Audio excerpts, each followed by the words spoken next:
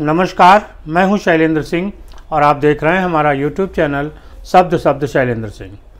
आज हम बात करेंगे उत्तर प्रदेश में समाजवादी पार्टी और कांग्रेस के बीच जो आपसी द्वंद्व चल रहा है, उसमें अपने अपने नेता को प्रधानमंत्री बनाने की होड़ लग गई है। समाजवादी पार्टी के नेता हैं फखरुल हसन चांद। उन्होंने पार्टी कार्यालय के सामने एक बोर्ड लगवाया और जिसमें लिखा कि अखिलेश 2024 के लिए प्रधानमंत्री पद के कैंडिडेट हैं। ये बोर्ड अभी भी लगा है।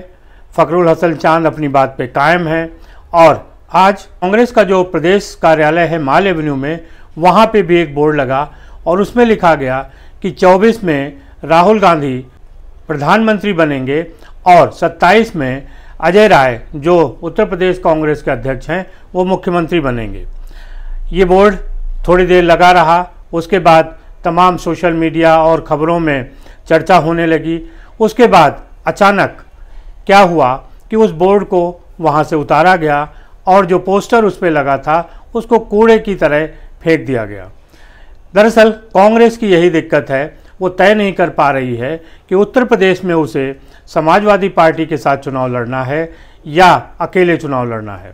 कांग्रेस के जो प्रदेश अध्यक्ष हैं अजय राय, उनका कहना है कि हम 80 सीटों पर तैयारी कर रहे हैं और सभी सीटों पर चुनाव लड़ेंगे।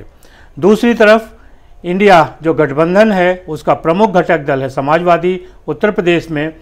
उनके नेता अखिलेश यादव ने कहा कि जब विधानसभा चुनाव में, यानी मध्य प्रदेश, छत्तीसगढ़ और राजस्थान के जो विधानसभा चुनाव हैं, वहाँ पे अगर इंडिया गठबंधन का अलायंस नहीं काम कर रहा है, तो जब लोकसभा के चुनाव आएंगे तब हम देखेंगे कि उनके साथ कैसे गठबंधन करना है।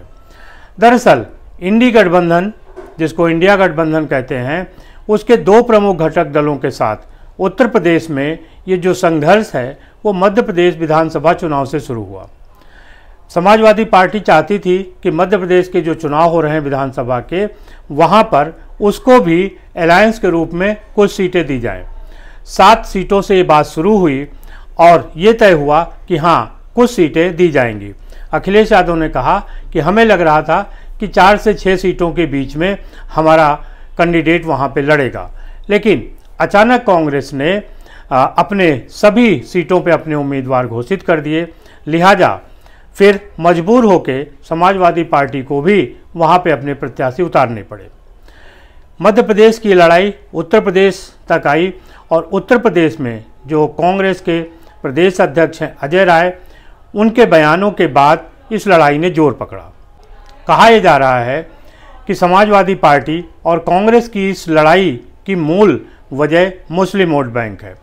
दरअसल जो 2024 का लोकसभा चुनाव है, उसमें मुस्लिम वोट बैंक को अपनी तरफ खींचने के लिए कांग्रेस और समाजवादी पार्टी के बीच एक रस्साकसी चल रही है। कांग्रेस का कहना है कि 2024 का जो चुनाव होगा वो प्रधानमंत्री का है और प्रधानमंत्री के कैंडिडेट के रूप में उसके नेता राहुल गांधी आगे हैं। लिहाजा मुस्लिमों का जो व्यापक हित है राष्ट्रीय स्तर पर, वो कांग्रेस देख सकती है और मुस्लिम वोट बैंक कांग्रेस के पीछे आएगा। समाजवादी पार्टी को ये लग रहा है कि अगर मुस्लिम वोट बैंक कांग्रेस की तरफ चला गया या उससे खिसका तो फिर समाजवादी पार्टी का आधार नहीं बचेगा। लिहाजा मुस्लिम वोट बैंक को लेके समाजवादी पार्टी और कांग्रेस उत्तर प्रदेश में आमने सामने हैं। समाजवादी पार्टी के नेता आजम खां जब जेल गए तो प्रदेश अध्यक्ष कांग्रेस के अजय राय उनसे मिलने जेल पहुंचे। ये बात और है कि वहां पे आजम खां ने उनसे मिलने से इनकार कर दिया। लोगों का ये कहना है कि हो सकता है कि समाजवादी पार्टी के दबाव में आजम खां ने मिलने से इनकार किया हो। अजय राय का कहना है कि जो योगी सरकार है उसकी वजह से हम मिल नहीं पाए हैं आजम खां के साथ। अब आजम खां से किस लिए नहीं मिल पाए, समाजवादी पार्टी या योगी सरकार, या आजम खां ने खुद मना किया कि वो अपने परिवार के अलावा किसी और से नहीं मिलेंगे। लिहाजा अजय राय सीतापुर जाके भी उनसे नहीं मिल पाए।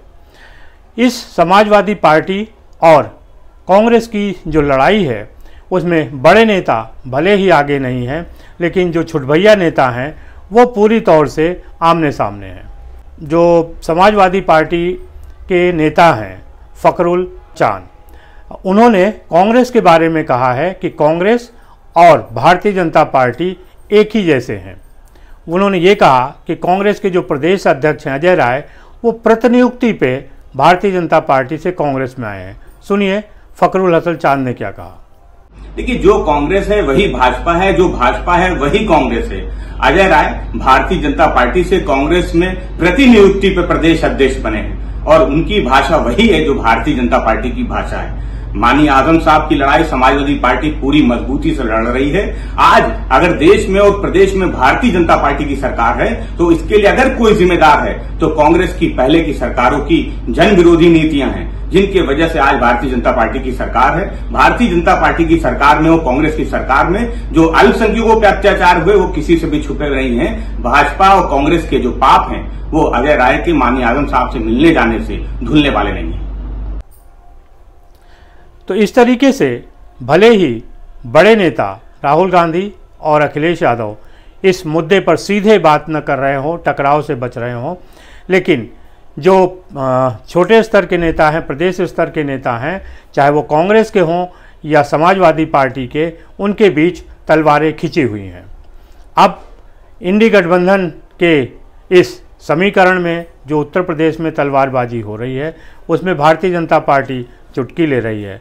भारतीय जनता पार्टी के नेता राकेश त्रिपाठी का कहना है कि इजराइल और हमास में ही लड़ाई नहीं हो रही है, लड़ाई कांग्रेस और समाजवादी पार्टी में हो रही है, गोला बारूद इधर भी चल रहे हैं।